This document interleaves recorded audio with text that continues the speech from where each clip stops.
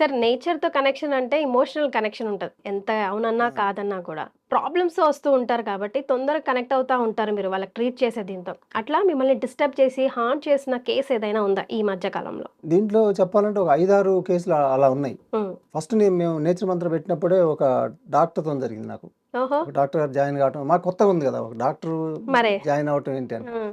అనుకోకుండా అదొకటి జరిగింది. సరే ఆ ఇన్సిడెంట్ కన్నా కూడా అంటే కొంచెం మనం ఫీల్ అయ్యేయి కొన్ని ఉంటాయి. హ్మ్. హ్మ్. అబ్బా! ఇది ఇంత ప్రాబ్లమ్ ఉందా అనేది. హ్మ్. ఇట్లాంటిది జరిగింది. ఒక అమ్మాయి డాక్టరు ఆ అమ్మాయి ఎంట్రన్స్‌లో ర్యాంక్ తెచ్చుకుంది. ఓకే. ర్యాంక్ తెచ్చుకుంటే ఆ అమ్మాయికి ఫంక్షన్ జరుగుతుంది. ఆ కాలేజీలో ఫస్ట్ టైమ్ ర్యాంక్ రావడం కాబట్టి ఓకే. ఆహ్, బాగా గ్రాండ్‌గా చేస్తున్నారు. కానీ ఆ హ్మ్. అమ్మాయి పరిస్థితి ఏందంటే 5, 10 నిమిషాలకోసారి టాయిలెట్‌కెళ్ళాల్సొస్తుంది. ఓహ్!